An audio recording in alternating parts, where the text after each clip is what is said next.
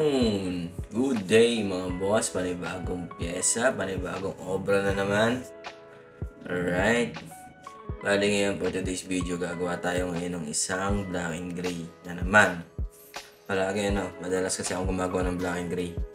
And ayan, sa ulit tayo, sa medyo dark skin. Pero hindi siya ganun ka-dark, pero saktuhan lang yung skin niya, yung skin tone niya para dun sa pyesa namin. And dito, overall, ginawa ko rito is wash. Wala akong ginamit dito na opake. Kaya ayan, samahan niyo ako sa video na to and enjoy natin yung kabuuan niya hanggang sa matapos. Kaya tara, let's go mga tol. Simulan natin dito sa mga materialis na gamit ko, no? Bali, ang materialis na gamit ko dito, sa needle hindi na ako magbibigay ng brand, ha.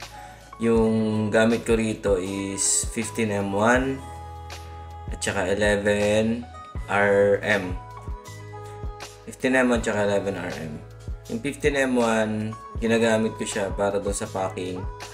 Tapos, si 11RM para doon sa smooth shading. Tapos, pagdating sa liner, gamit ko dyan is 3RL, 5RL, at saka 9RS. Yung 9RS, pang ko siya, pang kurot-kurot ko siya doon sa mga area na hindi abot ng Magnum or ng CM.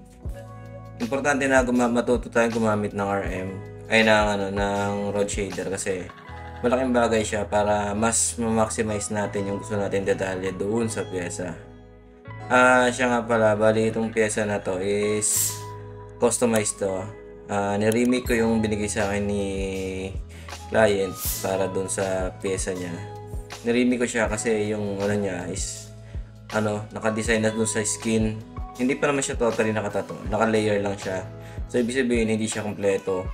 So hinanap ko, hindi naman ako nahirapang hanapin yung mga niya, yung mga reference, kaya naging maayos. Tapos kung mapapansin nyo, walang stencil yung baba. Nilagyan ko ng shadow din yan, yung secret heart. Nilagyan ko ng shadow yan para magkaroon siya kahit paano konting effect, may man lang siya. May dating, di ba? Nag-add-on tayo kapag sa tingin natin ikaganda ng design. Diba? Bali dito sa pyesa natin na to, kaya naisipan ko dito mag-overall na wash kasi nakita ko naman yung skin niya is okay naman siya. Hindi siya nakakatakot na balik-balikan. Saka sapat lang din yung color ng skin niya, yung skin tone niya para papulahin. Nung tinignan ko naman kasi yung skin tone ng niya, sakto lang to para sa wash. Hindi ko kailangan masyado mag-effort para mag-opake. Mahirap kasi rin mahirap din kasi pag nag-opake ako kasi nga syempre nagmumukha talaga siyang advance na may open skin. Pero syempre inaano rin natin may mga stages kasi talaga na kailangan din natin ilabas natin yung sarili natin doon sa comfort zone natin. Hindi ko kasi comfort talaga ang advanced black and gray, pero kahit paano inaaral natin siya. Tapos dito sa pag-shade natin ng wash, make sure na may mahabang pasensya natin kasi pag hindi mahabang pasensya natin dito sa pag-wash natin, ma-overwork yung pyesa, mabubugbog yung balat, at the same time magda-dark ng sobra yung pyesa mo. Kaya kailangan habaan mo ang pasensya mo, yung mga pag-layer mo ng kulay, pag-shadowing mo, kailangan lahat yan may pasensya. Tapos, kung kabisado mo nang gumamit ng RM, the best yan, pang smooth shading. Lalo yung mga bag pen, yung mga ganyan na kailangan ng smooth, bag pen ang pinaka-the best dyan mga brad.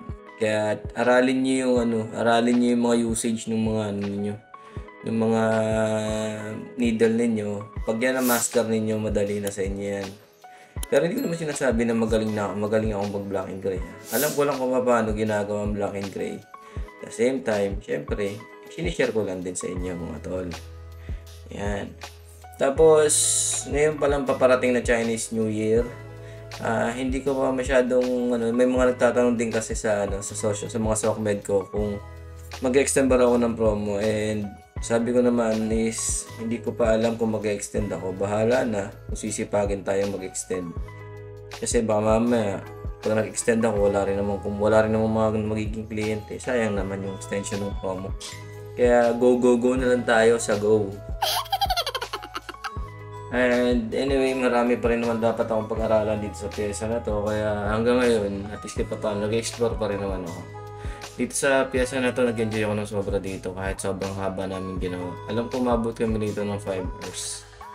And si client, doon banda bumigay talaga sa orasan kasi siyempre as usual, ramdam na kasi ang ano diyan, ramdam na yung sakit pagdating sa taas kasi siyempre bumababa na yung pain tolerance mo at the same time, napapagod na yung katawan mo doon sa sakit. Kaya yun yung sinasabi ko sa inyo sa baba na nag-add-on na lang ako para magkaroon siya kahit papaano ng effect.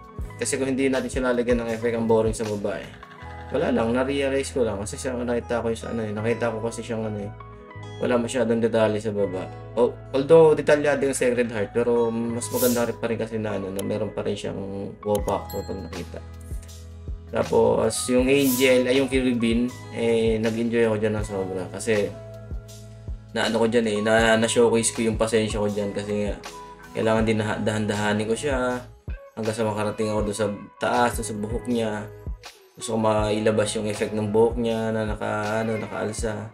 Yan yung sinasabi ko sa inyo na RS. Kung paano gamitin ang RS. Maximize nyo kasi yung mga sulok-sulok. Malalagyan nyo talaga ng mas maayos nang hindi siya madungis.